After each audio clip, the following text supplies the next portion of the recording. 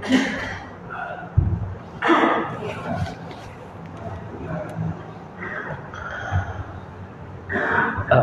بالله السميع العليم من الشيطان الرجيم.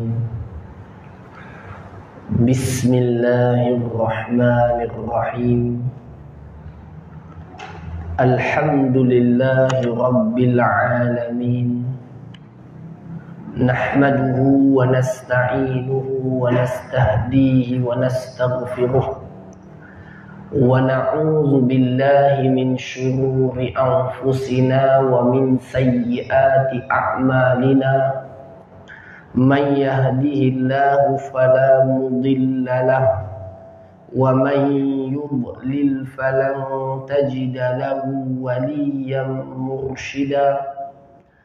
أشهد أن لا إله إلا الله وأشهد أن سيدنا محمدا عبده ورسوله.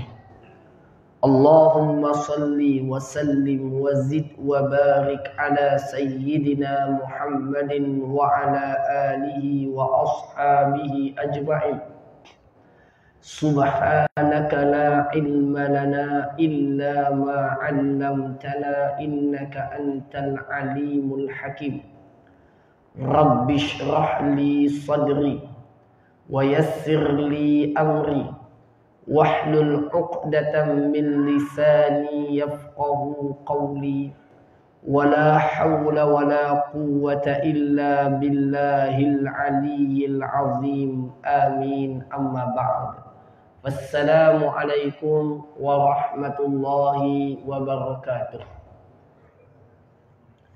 Yang berusaha barisan ahli jawatan kuasa masjid yang saya kasihi, Tuan Imam, Tuan Bilal, seluruh para jamaah muslimin dan muslimat, mukminin dan mukminat, mudah-mudahan Allah memberkati serta merahmati majlis pertemuan kita pada malam ini.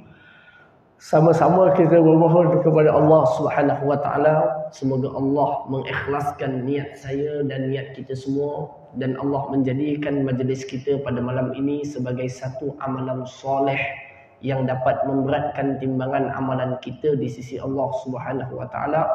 Dan mudah-mudahan Allah taala mudahkan urusan kita semua, mengkabulkan hajat kita semua, dan Allah Subhanahu wa taala mengangkat daripada kita segala kesusahan, balak dan wabak, dan Allah kurniakan keafiatan serta menjadikan pengakhiran kehidupan kita semua dengan berkat majlis ini berada dalam keadaan husnul khatimah, dan Allah Subhanahu wa taala mengurniakan kepada kita pengakhiran kehidupan di dalam syurganya yang kekal abadi. Amin ya rabbal alamin.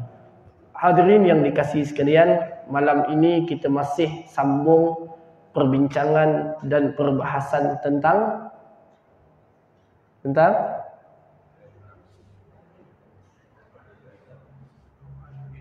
jin. Nak sebut jin pun takut juga. Tentang jin. Okey. Tentang jin yang tajuk kita yang lalu, kalau tuan-tuan ingat, makcik ada tulis kan? Okey, iaitu 4 keadaan yang menjadikan seorang itu mudah dikuasai oleh jin. Iaitu yang pertama,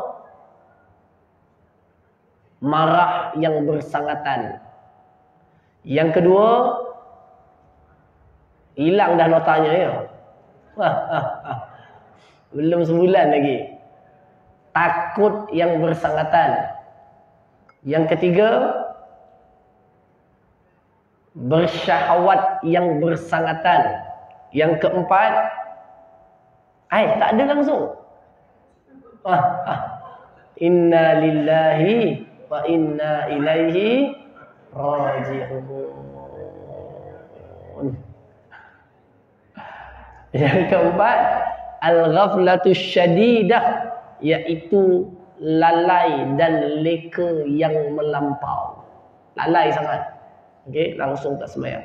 Baik, sekarang tuan-tuan kita akan masuk dan bincangkan macam mana cara jin masuk ke dalam badan manusia dan dekat mana dia duduk. Dia duduk kat mana dalam badan tu. Okey.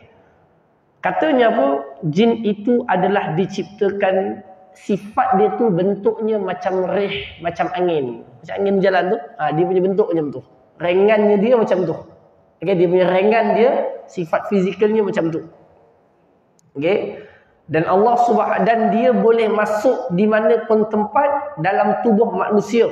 Berdasarkan firman Allah Ta'ala dalam Al-Quran, wa khalaqal janna min marijim min nar. Hadirin semua, lalu dikatakan apa? Dan di manakah tempat tinggalnya? Kalau dia boleh masuk kat mana-mana, kat binatang pun dia boleh masuk, tuan. Kat binatang pun boleh masuk sebab dia ringan. Dia punya ciptaan tu macam angin.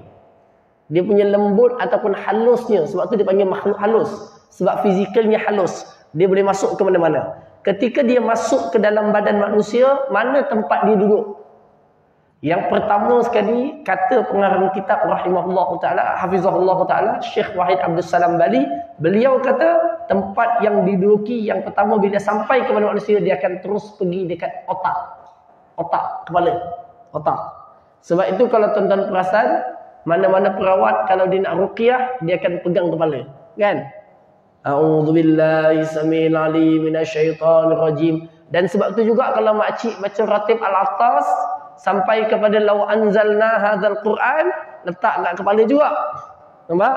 Supaya vibe ataupun getaran bacaan tu dia pergi dekat otak. Jadi ada apa-apa masalah dekat otak, dia akan bersih dulu daripada otak. Maka makhluk ini dia akan pergi dulu dekat otak manusia. Kenapa otak? Kerana otak adalah pusat kawalan seluruh tubuh badan. Semua benda melalui otak. Otak kata gerak, gerak. Otak kata kaki jalan, jalan. Okey? Dia punya tempat gerakannya adalah di otak. Okey, manusia pun sama tuan-tuan, pusat gerakannya otak. Sebab itu manusia kalau nak dibunuh, dipenggal lehernya, baru mati semua anggotanya. Kalau dipotong tangannya, tak mati lagi. Potong kaki, tak mati lagi. Tapi penggal kepala, habis terus manusia. Kerana semua saraf berhubung pada otak. Okey, maka makhluk ini tuan-tuan, dia akan terus pergi kepada otak.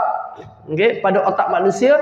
Daripada otak itulah dia akan mengawal segala anggota tubuh badan. Tangannya bergerak ke mana ke, macam mana ke, semuanya itu bergerak daripada otak. Hadirin yang dikasihi sekalian, maka sebab itulah tuan-tuan peranan nanti kalau nanti kita baca sekejap lagi, nanti kita akan jumpa.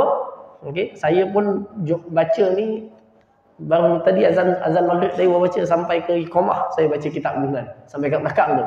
Okey, saya baca. Iaitu kitab pula. Otak ini menjadi tempat asal, maka sebab itulah segala bacaan itu difokuskan kepada otak agar dapat menghalau ia lari daripada otak manusia. Satu pegang kat kepala atau dekat ubun-ubun. Okey, baca dekat sini. Sebab ubun-ubun ni macam ada lubang kan. Letak ke sini, maka dibaca. Yang law anzalna tu, tuan-tuan baca, diriwayatkan perbuatan letak kepala ketika baca law anzalna adalah daripada perbuatan Abdullah bin Mas'ud. Jadi beliau ketika baca law anzalna, dia akan letak dekat kepala. Kerana bacaan law anzalna itu disebutkan dalamnya faedah dan fadilat yang banyak. Dan makna ayat itu pula menyebutkan tentang ala jabalin la ra'aitahu, iaitu gunung. Maka seolah-olah kalaulah gunung pun luluh dan cair dengan takutnya pada Allah, lalu kalau ada benda-benda yang buruk, yang tak baik dalam kepala, dalam badan, luluh dan cairlah ia dengan ketakutannya kepada Allah SWT, dengan keberkatan membaca law anzalna tadi. Boleh ya? Okey, sebab tu bacanya di otak, kepala. Dah. Jadi tuan-tuan dah boleh tahu dah. Nanti kalau ada nak rawat apa-apa masalah, tuan-tuan pergi dekat kepala dulu, baca dekat kepala. Okey? Kerana kawalan di kepala. Baik, sekarang kita akan tengok. Okey, kita akan tengok satu daripada a'rab, iaitu bentuk-bentuk simptom-simptom dalam bahasa Melayu. Ni tuan-tuan memang dah pergi merawat dah ni. Okey, simptom-simptom seorang yang ada gangguan daripada makhluk tersebut yang dalam tidurnya. Tanda dalam tidurnya apa? Yang pertama, al-araq. Araq ni apa? Iaitu orang yang susah tidur malam. Lama baru boleh tidur. Dah baring dah. Dah baring dah. Cuba nak lelap, tak lelap. Pusing kanan, tak tidur. Pusing kiri, tak tidur. Menyarap tak tidur. Terlentang tak tidur. Kuat lentang baru tidur. Nah, jadi dah pusing habis nak tidur payah. Tak pergi-pergi. Okey, ini di antara caranya. Okey, tapi kalau bangun, ambil wuduk, nak baca Quran, ngantuk. Dengar kuliah, ngantuk. Sampai rumah tak tidur. Dah letak bantal lah tak tidur-tidur. Jadi ini di antara simptom gangguan dalam tubuh manusia. Dia ganggu bagi tak boleh tidur lama. Dah zikir sampai 2 pagi. Itu pun sebab dah nak subuh baru dapat tidur dah pukul 3 dah. 1. 2. Iaitu jadi gusar dan risau, terjaga banyak kali di waktu malam. 1,5 terjaga. 2,5 terjaga. Ini bukan terjaga nak kencing tak, memang terjaga. Kenapa bangun? 3-4,5 terjaga. Ini masalah. Jenis masalah yang kedua, memang langsung tak terjaga sampai habis subuh. Itu masalah juga. Yang tu masalah juga. Okey, yang itu masalah juga. Jadi tuan-tuan dua-dua masalah. Cuma yang tu tak melibatkan sangat gangguan. Yang melibatkan gangguan ni yang kalau sekejap-sekejap terjaga, setengah jam terjaga, 1 jam terjaga. Ini simptom tuan-tuan. Kalau jumpa macam ni, tuan-tuan ruqyahkan kawan tu. Bacakan kat dia ayat ruqyah untuk niat merawat dia. Nanti kita akan masuk sifat-sifat merawat. Ini tuan-tuan memang lepas ni Ustaz Fadil dah tak merawat dah tuan-tuan. Okey, lepas ni tuan-tuan dia merawat diri sendiri. Baik, yang seterusnya adalah yang ketiga, seorang dalam tidurnya itu selalu melihat sesuatu yang menyempitkan dadanya, menakutkan ia sampai dia nak minta tolong dalam tu tapi tak mampu. Maknanya benda yang macam lemas, tolong tak mampu. Dia nak cuba minta tolong dalam mimpi tu dia.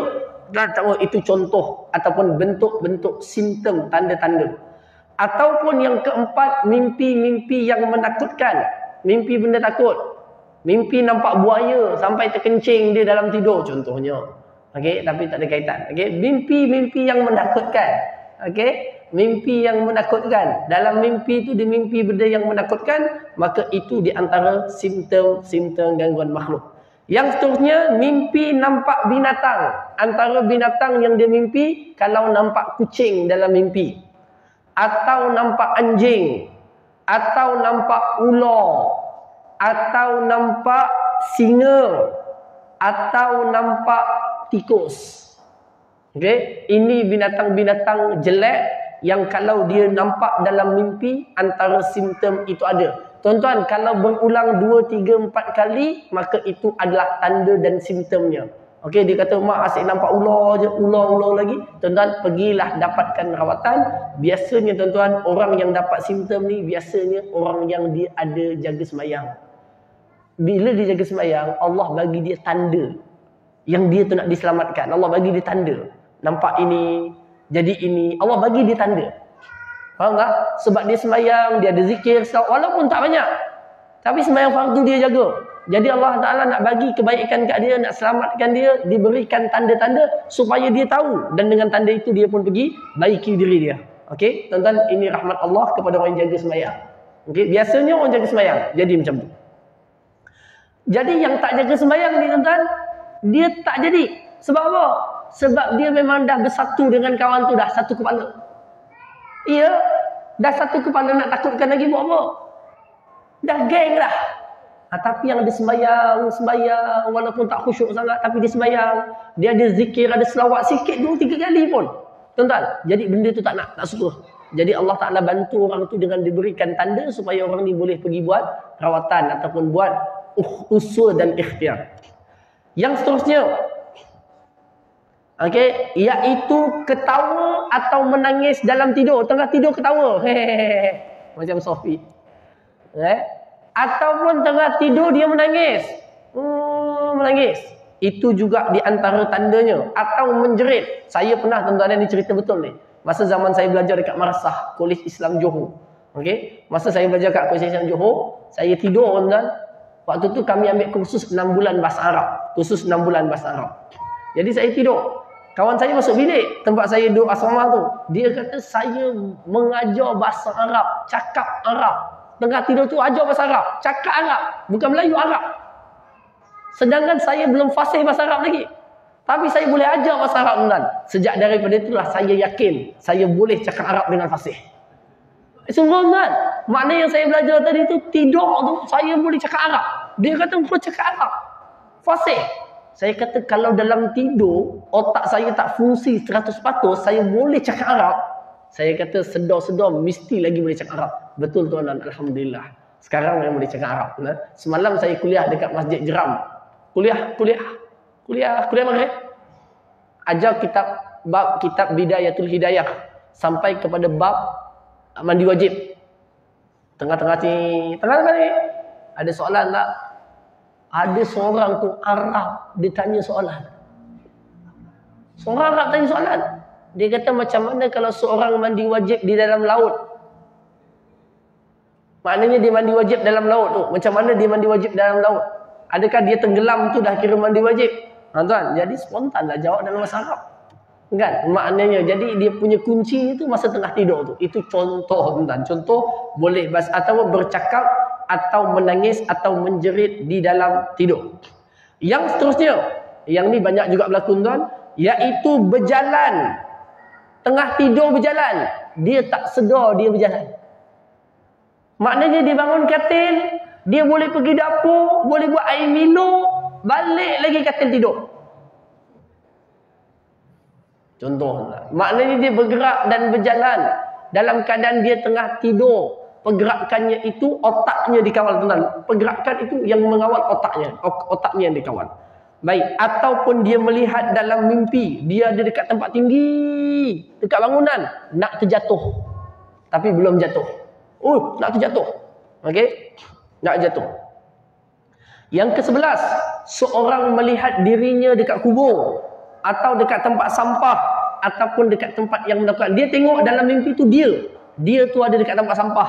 Tuan-tuan, ini di antara tanda, ini berdasarkan pengalaman Syekh Wahid Abdul Salam Bali ketika bertemu dengan ramai orang yang sakit. Jadi dia buat kesimpulan ini dalam kitabnya.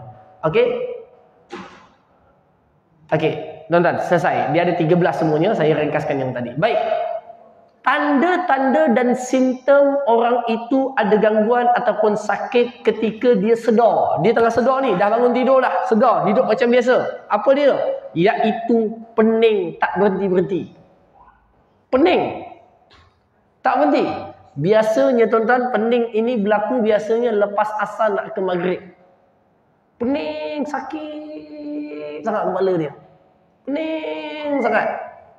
Okey? Biasanya macam tu. Pening yang berpanjangan. Kalau itu tidak melibatkan penyakit fizikal. Dah pergi klinik, doktor kata okey. Tapi dia pening, biasanya setiap kali di antara asar nak ke maghrib, dia rasa pening yang bersangatan. Okey. Yang kedua, orang ni, tuan-tuan nak tengok dia tak, ni tengok dia sendiri tuan, jangan tengok orang lain. Dia jadi macam susah nak ingat Allah. Susah nak ingat Allah.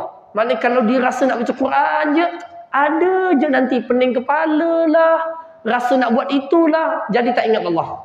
Kalau nak sembahyang pun sama, dia jadi nak itu, nak buat ini, akhirnya tak buat. Okey? Nak buat taat ada je. Ada orang tuan-tuan, asal dia ambil Quran nak baca je, kentut. Ya. Pergi ambil wuduk lagi, duduk nak baca Quran, kentut lagi. Ambil wuduk lagi, duduk lagi, kentut lagi. Dia kata dah lah, buka Hindustan je lah, tak kentut pula. Macam tuan. Ini memang mujarab berlaku. Pernah berlaku makcik? Pernah berlaku makcik? Kan? Duduk kuliah, kentut. Duduk kuliah, kentut. Ngeteh, tak kentut-kentut. Nampak tak? Jadi tuan, ini maknanya apa? Dia nak halang orang itu daripada buat taat. Cek diri sendirilah tuan-tuan, tak payah tengok orang lain. Cek diri sendiri je. Okey? Cek diri sendiri je. Yang seterusnya adalah, ni tuan-tuan, jujurnya dulu masa zaman sekolah saya sendiri mengalami benda ni. Al-khumul wal kasal. Khumul wal kasal. Khumul ni apa? Dia rasa apa? Dia rasa dia tak nak orang tengok dia tak nak ke depan, dia tak nak, faham tak? Khumul. Dia rasa, apa bahasa Melayunya? Hilang keyakinan diri. Hilang keyakinan. Kalau sembahyang pun kan, dia akan duduk ujung sekali, tepi sekali. Datang pun makin lama sekali. Kalau tahlil tu, dia akan duduk paling ujung, belakang sekali. Kalau boleh belakang langsir dia duduk. Jadi yang belakang-belakang tu hati-hati.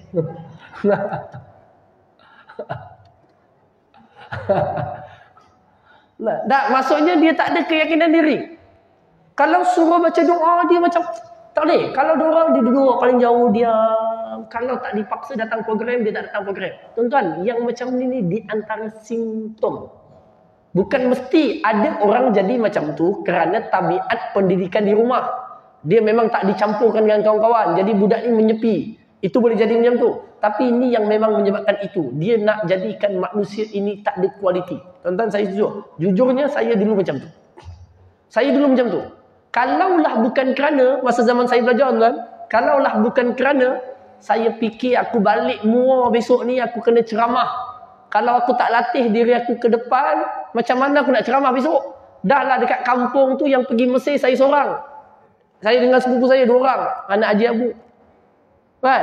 Aku kata kalau aku balik ni tak boleh ceramah, nanti orang kampung kata, ustaz balik Mesir tapi suruh bagi kuliah tak boleh. Dulu fikirnya macam tu je. Jadi saya kata, tak boleh jadi, aku kena mesti berlatih.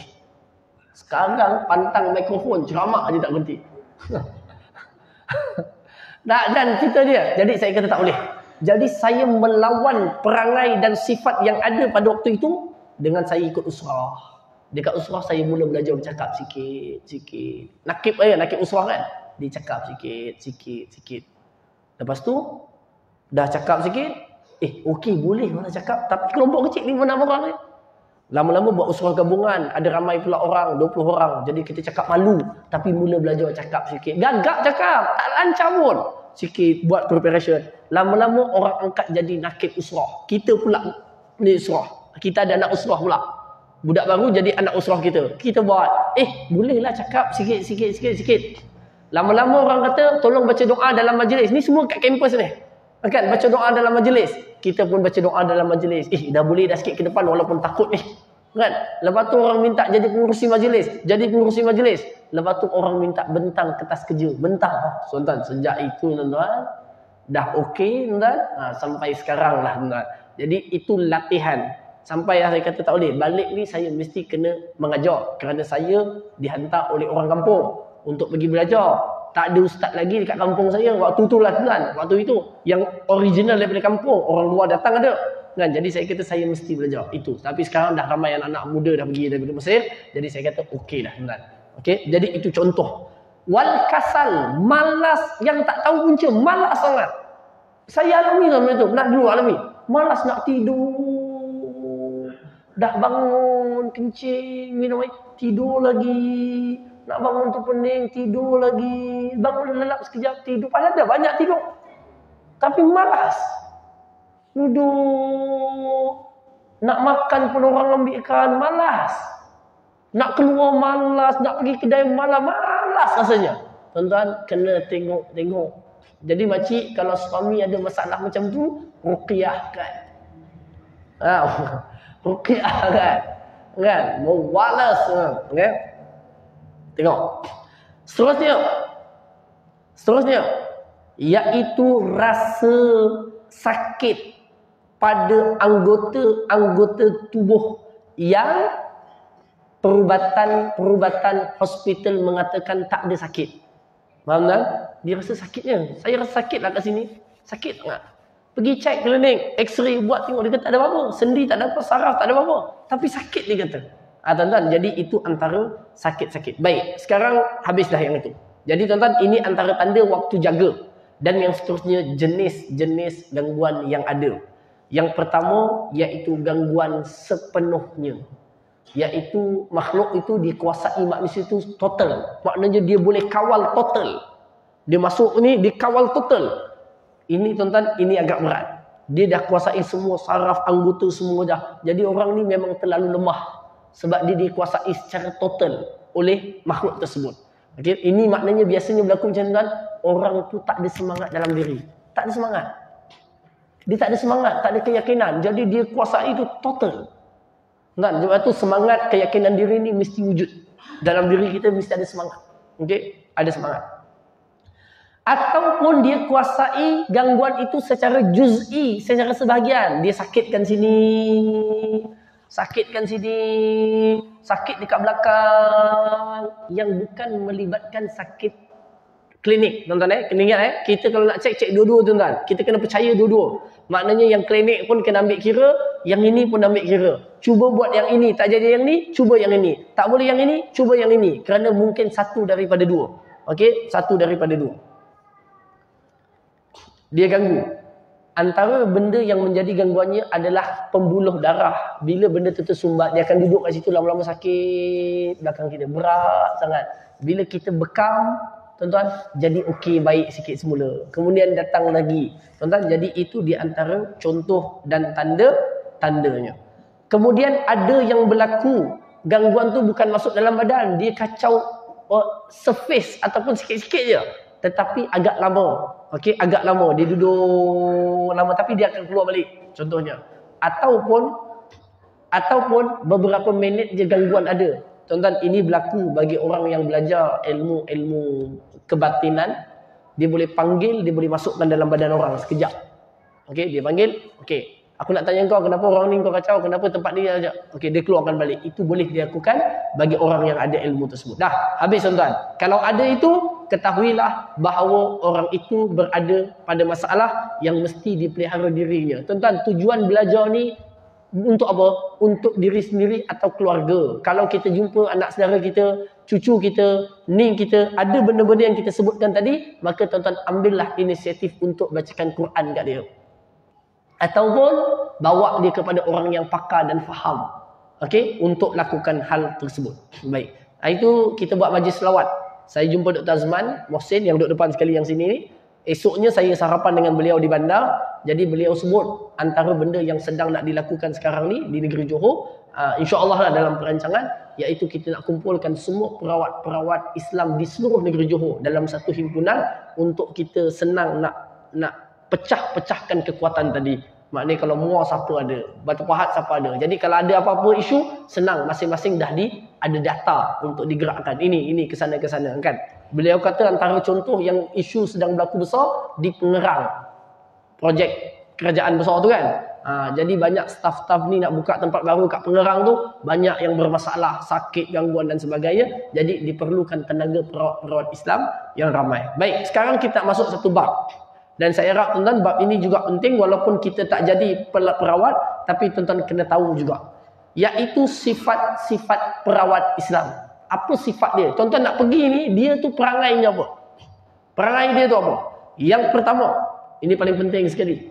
Mestilah orang itu memiliki akidah yang bersih. Maksud akidah yang bersih apa tuan-tuan? Dia punya keyakinan, pegangan dia betul. Pegangan dia betul. Jangan tuan-tuan tahu dia memang sebelum kita kenal dia, orang tahu dah dia ni ada pegangan pasal Nabi pelik-pelik, pasal malaikat Jibril pelik-pelik, pernah salam malaikat Jibril lah, apalah, itulah, tentang Tuhan pun macam-macam. Tuan-tuan, yang tu jangan, awal-awal jangan dah. Jangan dah. Kalaupun power, jangan. Kerana khawatir di sana memiliki khidmat-khidmat tertentu daripada makhluk yang lain. Mesti akidahnya jelas. Akidah jelas maknanya apa? Dia meyakini Allah Ta'ala paling berkuasa. Allah menciptakan segala-galanya. Allah menghidup dan mematikan. Yang berikan kesan adalah Allah Ta'ala. Itu akidah dia bersih. Okey, tak ada syirik dalam akidah, tak ada syubhat dalam akidah. Tuan-tuan mesti clear. Perawat tu mesti macam tu. Kalau tuan-tuan nak jadi, tuan-tuan mesti macam tu. Okey? Keyakinan itu mesti wujud. Okey? Yang kedua, tuan-tuan nampak praktikal kehidupannya dalam kata-katanya dan perbuatannya macam yang dia imani. Kata-katanya tak ada unsur-unsur syirik. Kan? Kadang-kadang dia buat rawatan, dia cakap, dia baca Quran, tapi dia kata, okey, dia kata ni sebab saya baca tau. Saya buat macam ni, jadi macam ni. Dia banyak menyandarkan kekuatan dirinya atau benda-benda lain selain dia menyatakan kekuasaan itu hanya milik Allah. Yang bagi kesan itu hanyalah Allah. Tuan-tuan, ini benda yang tuan-tuan boleh trace. Kalau tuan-tuan ragu tu, tinggalkan saja. Okey, tinggalkan saja. Baik, yang seterusnya. Dia kata apa? Dia meyakini dan beriktikad bahawa kalam Allah itu mampu bagi kesan kepada makhluk tersebut. Kalam Allah yang dibacakan tadi. Ayat apa nak baca? Nanti kita akan baca. Sekejap lagi kita akan jumpa. Tuan. Kitab ni pun tak lama lagi khatam. Okey? Dan kita akan jumpa nanti. Iaitu apa? Dia mesti meyakini kalam Allah itu ada kesan. Tuan-tuan kena ingat. Tuan-tuan tengok. Dalam baca Quran ni, yang penting orang baca ke ayat yang dibaca? Bismillah.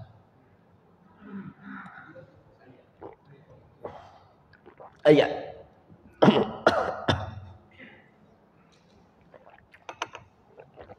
Kalau tuan-tuan tanya saya, kalau tuan-tuan tanya saya mengatakan yang sangat penting dalam pembacaan ini adalah siapa yang membaca. Dengan makna ayat yang sama dibaca oleh fulan tetapi memberikan kesan yang berbeza dengan orang lain. Faham tak maksud saya? Memberikan kesan yang berbeza dengan orang lain. Bateri nak habis pak. Okey.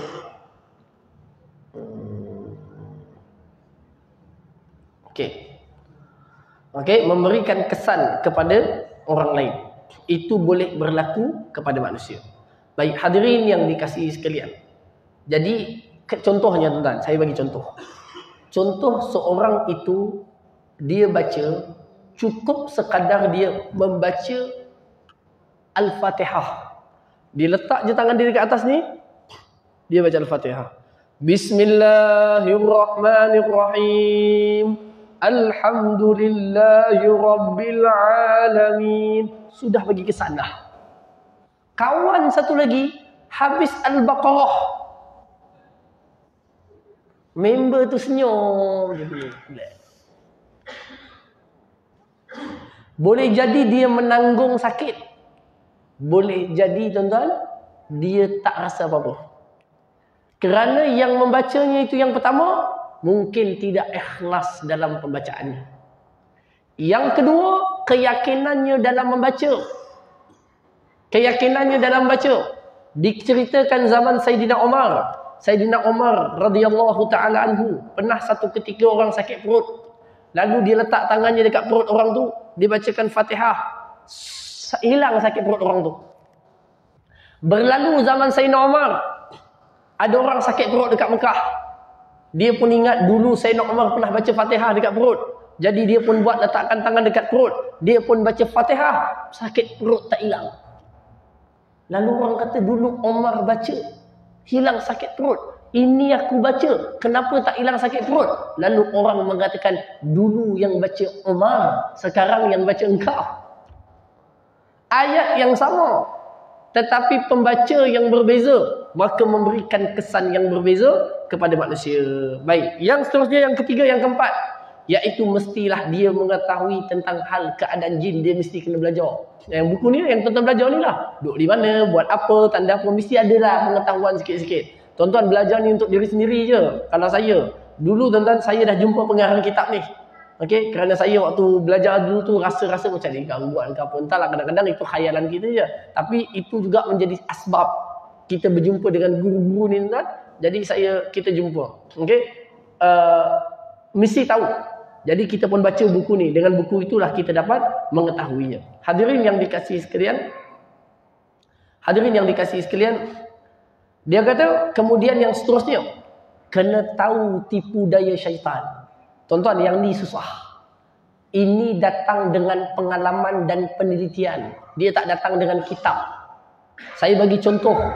Satu ketika seorang tokoh ulama besar, berasal daripada Turki. Ulama Arab yang terkenal. Iraq, kalau tak silap, akhirnya meninggal di Iraq. Beliau tuan-tuan, satu ketika dia ruqyahkan orang, bacakan. Lepas tu kawan ni dia punya takut dekat ulama yang soleh ni, dan ulama ni memang soleh, memang terkenal, ahli ibadah yang hebat.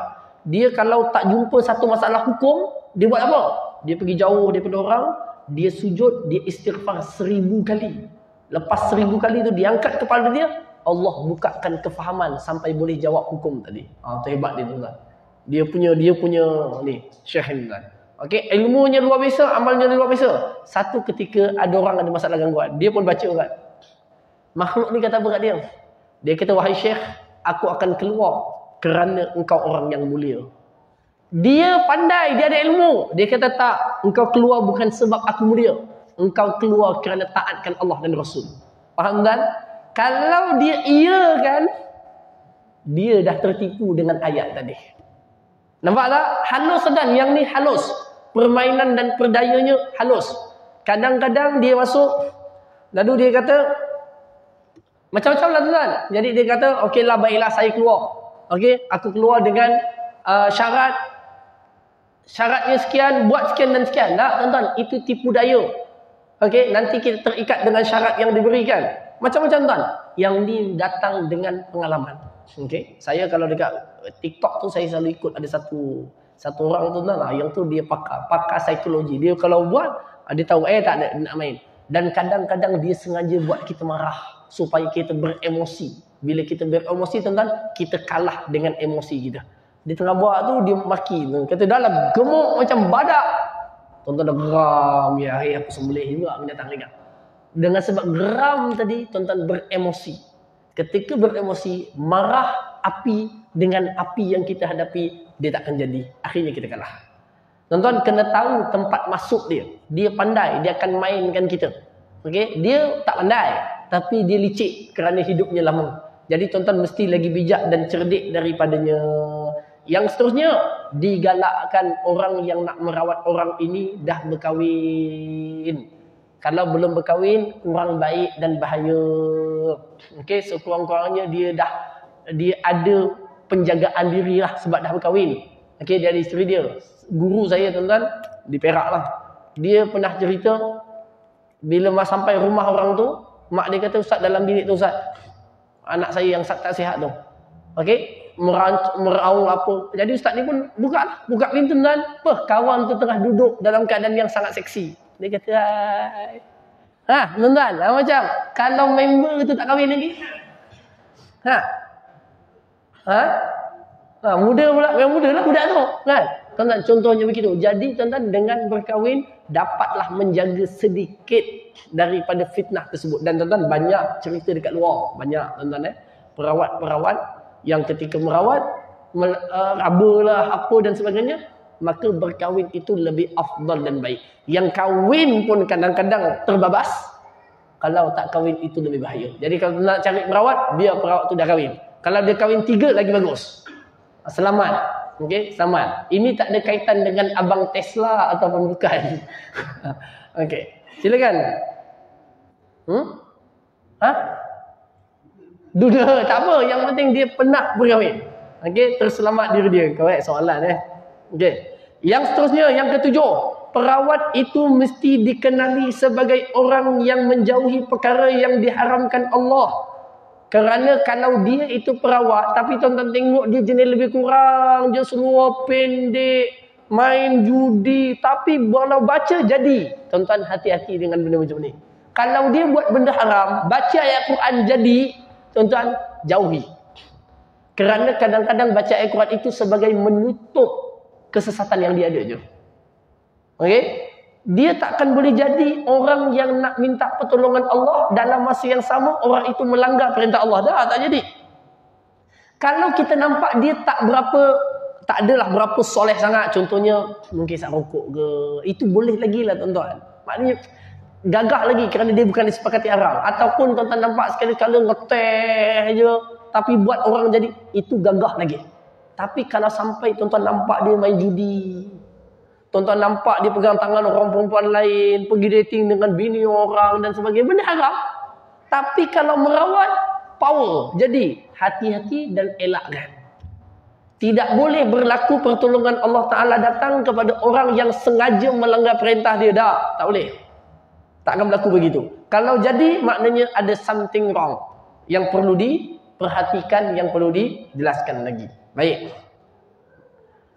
Yang seterusnya,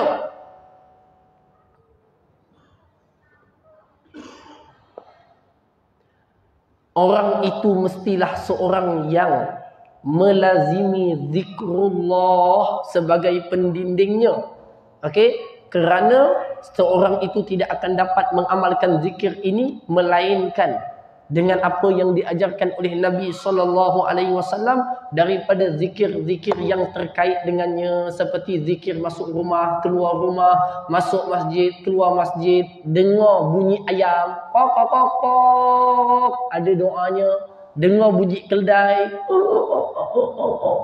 ada doanya. Tuan, itu semuanya ada. Okey, tuan-tuan nak tahu doa-doa ni semua, senang je. Bacalah kitab Al-Azkar yang disusun oleh Al-Imam An-Nawawi rahimahullahu taala. Masa pun dah habis, tuan-tuan. Lepas ni kita buka soalan. Lepas azan kita buka soalan. Kalau ada soalan tanya, sebab tajuk lepas ni, tajuknya adalah macam mana cara rawatan itu nak dijalankan untuk diri sendirilah dan juga keluarga kita. Wallahu a'lam.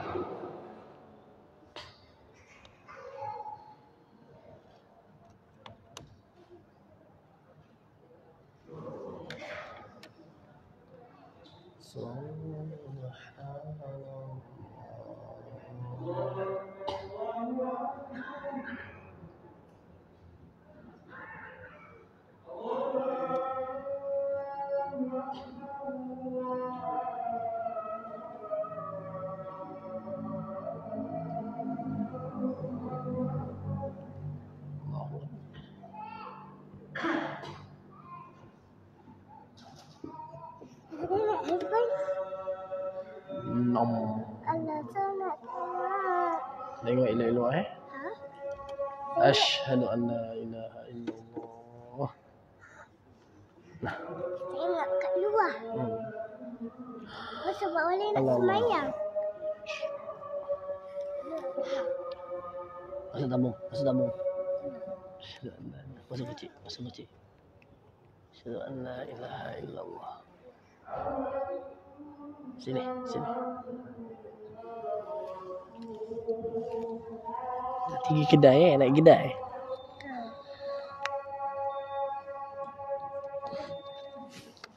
Jam, apa main jam maulid ni? Apa ni? Pecah. Super. Ha?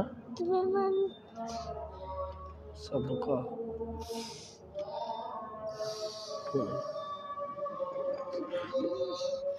Asyhadu anna sayyidina Muhammad Rasul. Dah betul.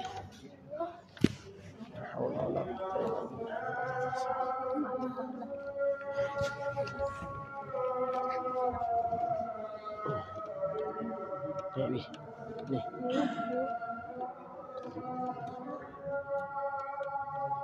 La haula wala quwwata illa billahil aliyyil azim.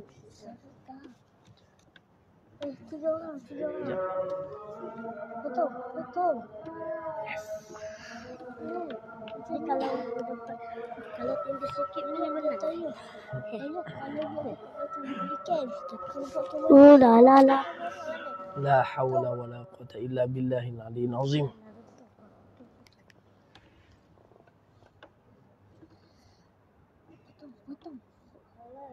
Mana boleh potong?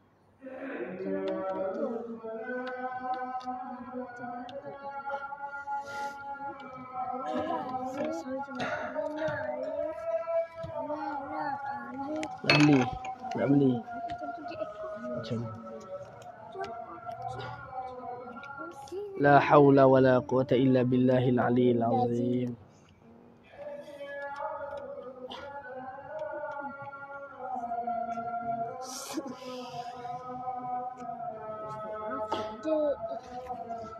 Sebagai tahu tak?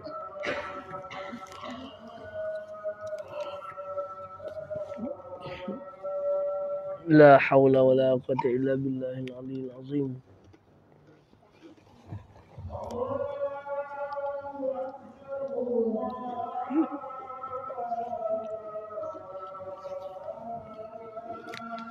Gelih. Allahu Akbar, Allahu Akbar.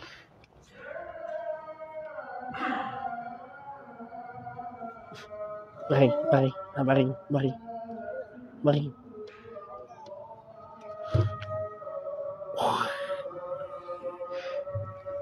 La ilaha illallah wa ma salli wa sallim ala sayyidina Muhammad. Allahumma rabb hadhihi da'wati wa salatul qa'imah allati sallaka wa tukhliful mi'adi. Baik hadirin semua, saya tambah sikit je lagi tuan. Iaitulah syarat seterusnya bagi seorang perawat itu, mestilah dia memiliki niat yang ikhlas dalam membantu saudaranya yang Islam. Keikhlasan niatnya membantu kejayaan usahanya. Kerana perkara-perkara tersebut berharap dan bergantung kepada pertolongan Allah Subhanahu wa taala. Kalau dia niatkan untuk dapatkan keuntungan semata-mata, dia boleh dapat keuntungan itu. Tetapi mungkin dia tak berjaya kerana bacaan Quran tidak kena dengan keikhlasan niat dan hatinya. Maka setiap orang mesti mengikhlaskan dirinya saat nak membantu saudaranya. Cara pandang tuan-tuan kalau nak baca ayat tu tuan-tuan pandanglah ini saudara Islam, kesian aku dekat dia. Tuan-tuan datangkan rasa kesian. Okey, niat nak bantu tolong sebab kesian. Tuan-tuan insya-Allah jadilah ikhlas. Okey, jadi ikhlas ni akan teruji, satu masa dia akan teruji. Okey, kawan saya tuan-tuan pernah orang panggil dia minta buat rawatan daripada Perak pergi ke Kuala Lumpur. Okey, pergi ke Kuala Lumpur. Okey, sampai Kuala Lumpur siap-siap, tak ada sediakan tempat tinggal apa semua, malam tu juga balik tuan-tuan, bagi duit RM50. Kesian juga tuan-tuan. Jadi tuan-tuan walau macam mana pun adalah rasa simpati kita kepada orang yang buat tu dengan masanya. Dan tuan-tuan ingat, orang buat rawatan ni dia bukan masanya je.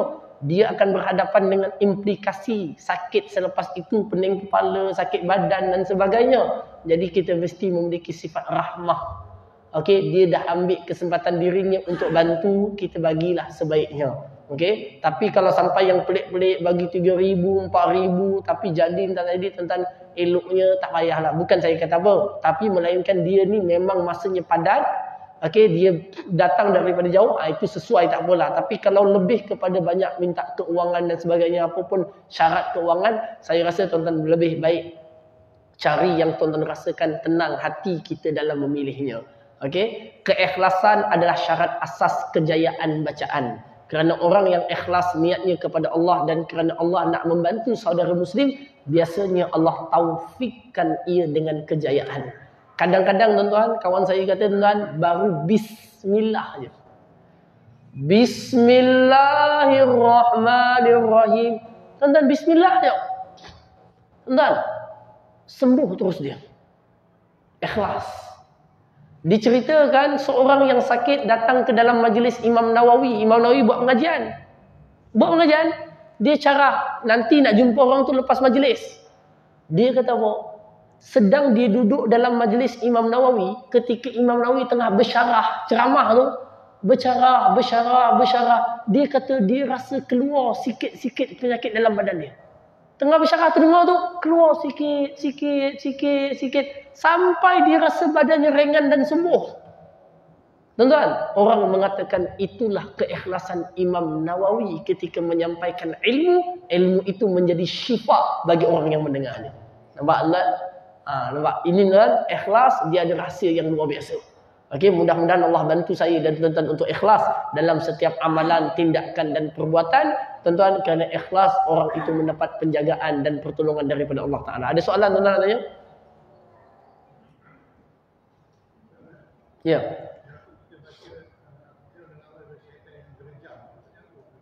Kenapa sebut syaitan yang direjam?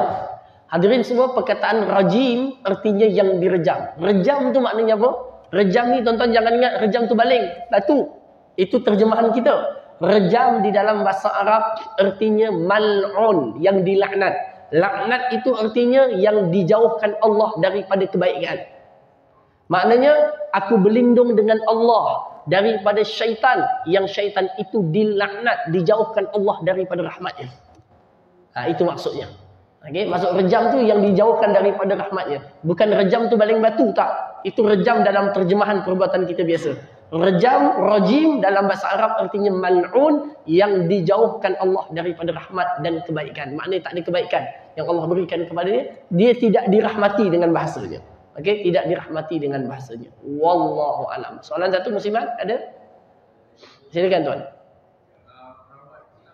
Ha? Ha? Oh.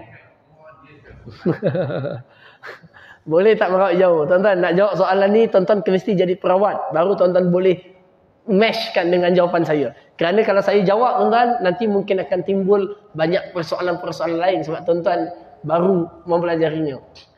Secara praktikal, secara umumnya tuan-tuan, dia tidak ada jauh-jauh ni dia susah sebab kita tak boleh nak letak tangan apa semua dan sebagainya. Tetapi tuan-tuan, daripada sudut niat, doa dan bacaan, daripada jauh dia boleh sampai. Contoh, tuan-tuan ni saya cerita yang real berlaku tuan-tuan. Cerita real berlaku. Saya tengah bawa kereta daripada Yongpeng atau daripada Pahit Raja atau Pahang nak balik menuju ke Muar. Balik rumah lah, balik kerja. Jadi tiba-tiba ada seorang pelajar saya telefon, "Ustaz, tolong Ustaz, ni sangat ni kenapa ni pelajar ni, saya kenal lah pelajar tu. Dia jadi meracau dah, tak ada orang tolong telefon, Ustaz ni tak boleh, Ustaz ni tak boleh." Dia kata, "Saya tak ada, saya ada kat Pahit Raja. Tapi Ustaz nak buat macam ni kami pelajar ni tak tahu nak buat apa." Jadi saya dalam kereta tengah bawa kereta. Jadi saya bacakan ayatul kursi, tuan-tuan, dengan niat yang saya niatkan tertentu pada waktu itu, tuan-tuan. Saya niatkan baca ayat kursi pada waktu itu, saya bacakan tengah bawa kereta ni. Masa saya baca memang saya rasa lah tuan, beremang bulu roma saya baca. Dan yang tu kalau itu makna daripada jauh, jadi. Lepas tengah bawa kereta tu, habis tu, saya dah siap baca, dah buatlah apa yang saya boleh buat tuan. Okey, lepas tu saya WhatsApp dia. Tengah bawa kereta saya WhatsApp dia. Macam mana? Dia kata, "Alhamdulillah Ustaz, dah tenang dah. Dah tenang maknanya dah tak menjerit-jerit dah. Dah tenang." Saya merasakan bacaan tu jadi dan sampai. Kalaulah daripada jauh dengan makna itu, okey. Okey, tapi kalau daripada jauh dengan makna-makna yang lain, maknanya dia sini ke macam mana ke, itu mungkin agak sukar untuk kita sebutkan. Tapi dengan makna doa, dengan makna bacaan, dengan makna menyampaikan bacaan daripada jauh, insya-Allah boleh jadi. Kerana innallaha ala kulli syai'in qadir. Allah Taala itu atas setiap benda dia maha berkuasa. Dia boleh sampaikan, dia boleh jadikan. Semuanya dengan niat kita. Tuan-tuan cucu kat KL, dia kata, "Mak, ni Haris ni nangis tak berhenti-berhenti." Jadi tuan-tuan duduk tak ketika sejadah, tuan-tuan niatkan depan ni ada anak cucu tu. Cucu tu ada tengah baring kat depan ni. Tuan-tuan letak je kat kepala dia. Macam ada je lah. Tuan-tuan bacakan, "Ya Allah, sampaikan bacaan ini kepada dia, sembuhkan dia, gangguan dia." Baca ayatul kursi. InsyaAllah tuan-tuan jadi. Syaratnya dengan yakin, dengan ikhlas. InsyaAllah ta'ala. Okey, dan ada lagi? Silakan. Memang boleh. Tujuannya memang kita belajar ni untuk diri sendiri tuan-tuan. Untuk orang lain, saya belum galakkan lagi kerana kita nak kena banyak lagi. Tujuannya diri sendiri. Bila tuan-tuan belajar dan berkata, tuan-tuan, saya jujurnya, saya bukan pakar dalam bidang ni. Sebab saya banyak dah pergi ke arah dakwah. Jadi saya tak berkecimpung arah perubatan. Jujurnya saya bukan pakar. Tapi saya belajar lah. Dan dulu saya belajar perubatan Islam, jumpa pengarang kitab ni adalah sebab kerana saya sendiri nak rawat diri saya. Okey, jadi dengan itu kita baca sendiri, ruqyah diri sendiri, pegang tangan kepala sendiri, baca sendiri tuan. Itu jawapannya adalah boleh. Okey, jawapannya adalah boleh. Dan tuan-tuan, rawatan diri sendiri ni tuan-tuan, dia biasanya akan makan masa. Dihilang sikit-sikit. Saya ingat lagi perkataan mudir Ma'had Johor pada waktu saya belajar dulu, dia kata penyakit ini datangnya seperti ribut, perginya seperti siput. Maknanya sekali datang, sakit terus. Tapi dia nak keluar tu sikit. Lama-lama baik. Lama-lama baik. Okey? Dah tuan-tuan habis ya? Okey, tak ada. Okey, jadi mudah-mudahan apa yang kita kongsikan ini ada faedah dan manfaat. Tak banyak sikit tuan. Saya difahamkan esok kuliah subuh. Saya minta maaf tuan-tuan, dah 2 kali kuliah subuh saya tak datang. Mungkin ada yang menunggu dan menanti. Kadang-kadang malam kuliah subuh tuan-tuan, saya overnight terlewat. Ada satu masa tu saya nak demam. Saya dah jawab boleh dah, tapi malam tu saya rasa panas badan, nak demam. Jadi tak larat dah tuan nak pergi. Bila bangun tu dah pening kepala, jadi tak boleh pergi. Jadi doalah mudah-mudahan esok sihat walafiat, bangun seperti biasa, kita sambung tadabbur kita insya-Allah daripada Al-Quran Al-Karim. Aqulu qawli hadza wa astaghfirullahal azim li wa lakum Wassalamualaikum warahmatullahi wabarakatuh. Subhanakallahumma wa bihamdik asyhadu an la ilaha illa anta astaghfiruka wa atubu ilaik. Wal 'asri innal insana lafi khusri illa alladzina amanu wa 'amilus shalihat wa tawasaw bil haqqi wa tawasaw bis sabr. Assalamualaikum warahmatullahi wabarakatuh. Allahumma jazakumullah khair.